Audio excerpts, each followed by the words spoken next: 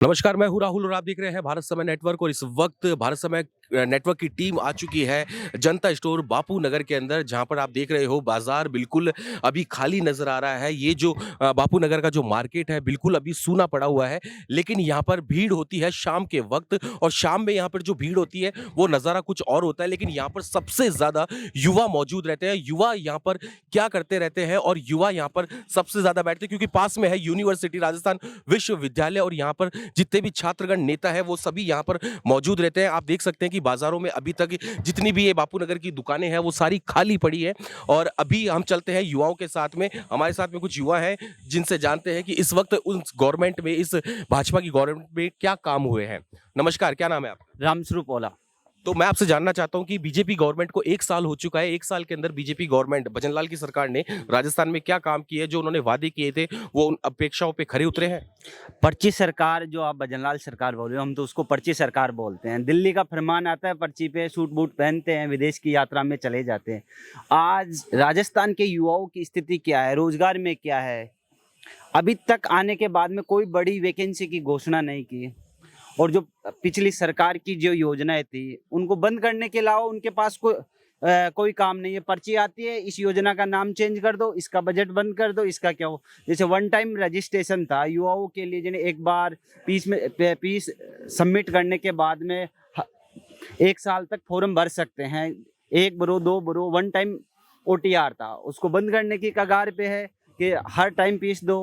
अब आम गरीब मजदूर युवा है जो गांव से क्या लगता है आपको कि मतलब इस तरह से काम करने से भजनलाल सरकार के बैंक बैलेंस में बढ़ोतरी हो रही है? क्योंकि हर बार वो फीस ले लेते हैं युवाओं से, खास तौर पे वो किसी भी वैकेंसी का फॉर्म फिल करते हैं, वो रद्द हो जाती है और उसके बाद में वो फीस उनको वापस नहीं मिल पाती है। वो अडानी अंबानी को दे रहे हैं, उनको देंगे जिस अकॉर्डिंग अभी 2000 करोड़ का घोटाला रिश्वत ली अडानी ने, उस अकॉर्डिंग वो बीजेपी सरकार का गठबंधन है उनके बड़े बड़े कंपनियों के साथ, तो उधर देंगे।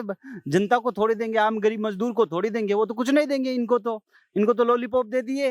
और पर्ची सरकार, पर्ची से उनका फरमान आएगा कि ये इसको टेंडर दे दो, ये इसको दे दो। इनके पास तो खुद को ही पता नहीं है। जब इनके पास ये लगाने की, ऐसे लगाने की खुद के पास ही परमिशन नहीं है, तो ये क्या काम करेंगे राजस्थान की जनता का।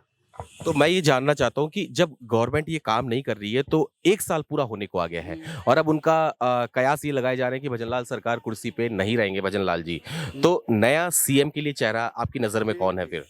वो इनके चेहरे से, इनको काम से मतलब ही नहीं है। इनको चेहरे से क्या मतलब है? कोई सीएम हो, वो तो पर्ची आएगी, पर्ची का फरमान आएगा, उनसे इनको चेहरे से क्या मतलब है? इनको तो अडानी अंबानी को टेंडर देने हैं, मोदी वहां से बैठना है, CS यहाँ की राजस्थान को वो चलाएगा। अधिकारी इनके बस में है नहीं, तो इनके बाद में भी नहीं रहेगा।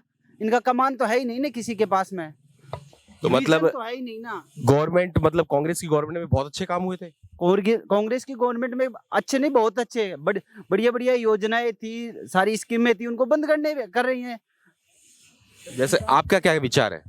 देखो जी, जैसा रामस्वरूप जी ने बताया कि काफ़ी चीज़ें, मतलब ऐसी जो चीज़ें थी, जैसे चिरंजीवी योजना थी, और भी बहुत चीज़ें जिनको मतलब 10 लाख रुपए तक का कर दिया, और जिनकी भी जो प्रोसेस है वो बहुत डिफ़िकल्ट कर दी।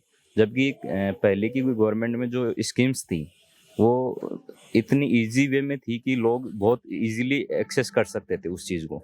लेकिन फ़िलहाल देखें तो उस चीज़ के लिए आज कहीं भी आप SMS की स्थिति देख लो, कहीं भी चले जाओ, जो हेल्थ सेक्टर है, कहीं भी आज अगर मंत्रिमंडल का कहीं भी काम हो किसी भी सेक्टर में, तो कोई भी मंत्री जिम्मेदार नहीं है कि वो काम कर सके, क्योंकि उनको इस चीज़ का राइट ही नहीं है।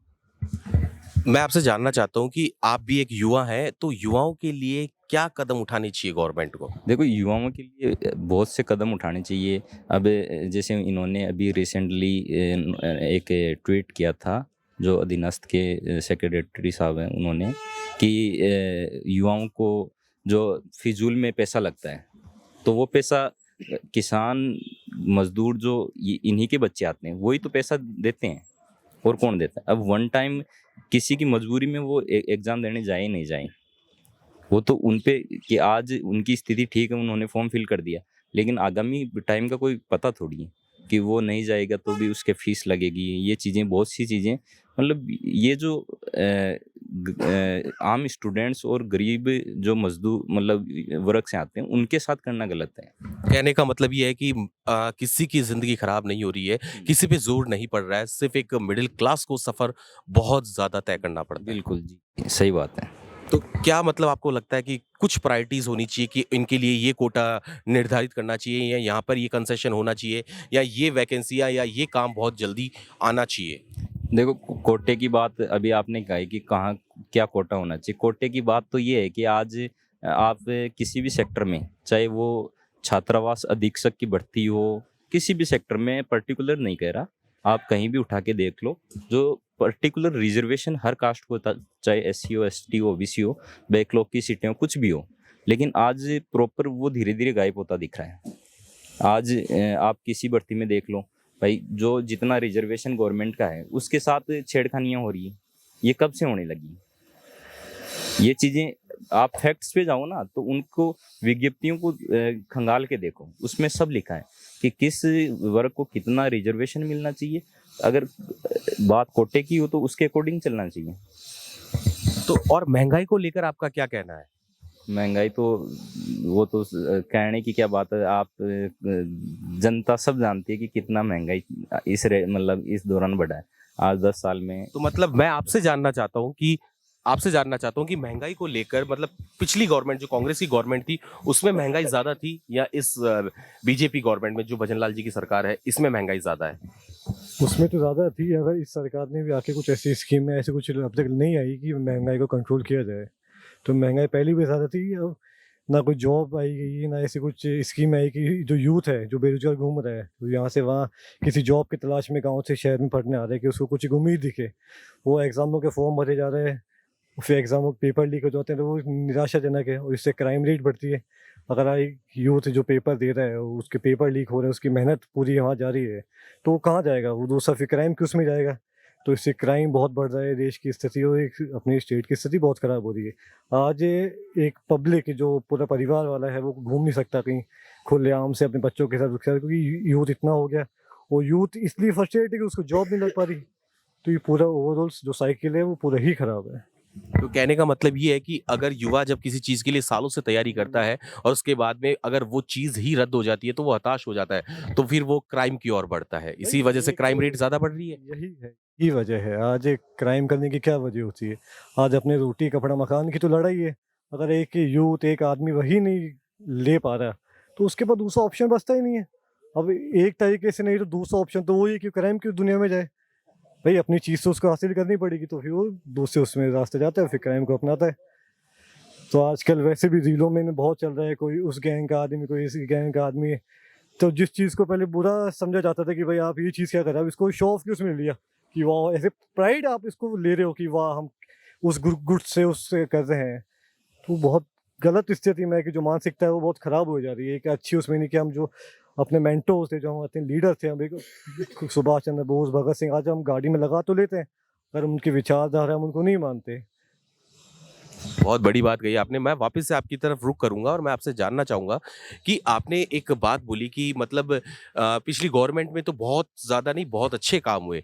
तो ऐसी क्या खामियाँ नज़र आई आपको इस गवर्नमेंट के अंदर? इस गवर्नमेंट में क्या विजन है? इन्होंने आज दिन कोई नई स्कीम लॉन्च नहीं की, पुरानी स्कीमों को बंद कर रहे हैं। कह रहे हैं पेपर लीक हुआ, आज 8 जो पेपर लीक एसआई के बता 8 को जमानत पेपर लीक तो गहलोत सरकार की सरकार में भी हुआ था जब गहलोत जी मुख्यमंत्री थे। गहलोत के मंत्री थे तब लीक हुआ, पर ये नियम तो उन्होंने लाया ना, ये स्ट्रिक्ट नियम, पर इनकी सरकार ने पकड़ा, आज 8 को जमानत मिल गई। 8 एसआई जो एसआई पेपर लीक में पकड़े गए उनको जमानत मिल गई। तो इसका मतलब ये पूरे ज्वाइन करेंगे, इनके पास कुछ नहीं है, कोई विजन नहीं है। ये दिखावा के करें, चुनाव थे बंद हो गए, अब उपचुनाव थे बंद हो गए, तो ये खुद ही नहीं चाहते कि इस पेपर पे सॉल्यूशन हो। कोई वैकेंसियां है नहीं तो अब पेपर लीक कहाँ से होंगे? अब पेपर ही नहीं होंगे तो पेपर लीक कहाँ से होंगे? कुछ नहीं होगा इनसे। तो फिर क्या लगता है आपको कि मतलब कुछ बदलाव की उम्मीद है या फिर ये 5 साल भजनलाल जी के और आगे सरल होने वाले हैं या कठिन होने वाले हैं? 5 साल भजन करो और भजनलाल के पास में और कुछ है तो नहीं भजन करने। राजस्थान की जनता भजन करेगी और कुछ नहीं होगा इनसे। बदलाव यदि करेंगे, अच्छा काम करेंगे तो जनता उनको है। हम तो चाहते हैं कि राजस्थान के लिए विकास है। एक राजस्थान मरु प्रदेश आता है, उसके पास जो एग्रीकल्चर पे डिपेंड तो ज़्यादा नहीं है, पर उसको एग्रीकल्चर में नहीं और सेक्टरों में ये बाहर सूट पहन के जाते हैं, पर इनसे कोई राइजिंग राजस्थान कह रहे हैं, ये कुछ आने वाला नहीं है इनके पास कोई बिजनेस। तो जैसे आपने राइजिंग राजस्थान की बात करी तो 9 दिसंबर से 11 दिसंबर तक राइजिंग राजस्थान समिट होने जा रहा है। तो उसके अंदर ये कहा जा रहा है कि मतलब गांव-गांव से, शहर-शहर से, नगर-नगर से और इस गुलाबी नगरी में ये समिट होने जा रहा है। तो इसमें सारे लोग बढ़-चढ़कर हिस्सा लें। तो आप भी क्या इसमें अगर आपकी बात सुनी जाती है या आप जाते हैं तो वहाँ पर क्या आपका एक ऐसा पॉइंट है जो आप वहाँ रखते हैं? गुलाबी नगर में आप आए हो, गुलाबी नगर में खड़े हो, यहाँ की ट्रैफिक व्यवस्था की स्थिति देखो ना कि यहाँ आ ही नहीं सकते। 15-15 आधा-आधा घंटे बत्तियों पे रुक के जाना पड़ता है। गुलाबी नगर की ये स्थिति है तो यहाँ पे इन्वेस्टमेंट कौन आएगा? यहाँ की बिजली की जो रेटें देखी अभी पड़ोसी जो कंट्री है उनसे सबसे ज़्यादा कर रखी है, तो कैसे आएगा ये इन्वेस्टमेंट? कोई नहीं आएगा करने। तो मतलब बिजली कटौती की बात कर रहे हैं आप, तो बिजली कटौती के अंदर ये देखिए कि पहले गहलोत की सरकार में गहलोत जी जब सीएम थे तब उन्होंने 50 यूनिट फ्री किया था। तो क्या आपको लगता है कि आगे इस गवर्नमेंट में भी होना चाहिए?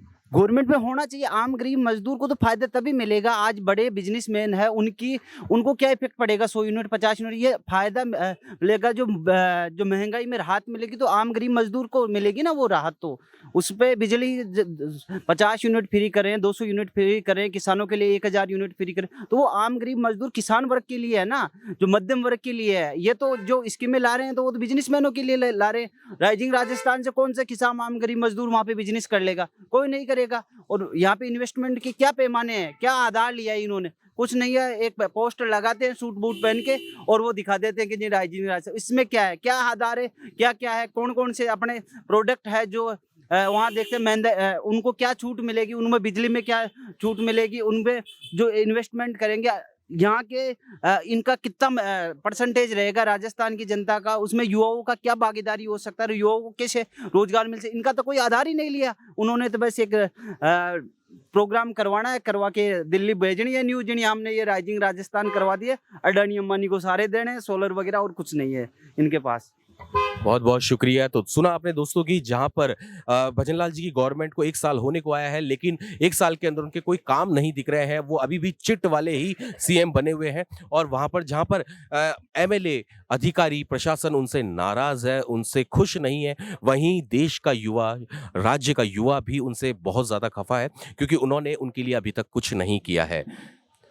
आप देखते रहिए भारत समय नेटवर्क। मैं हूं राहुल, कैमरामैन विष्णु के साथ।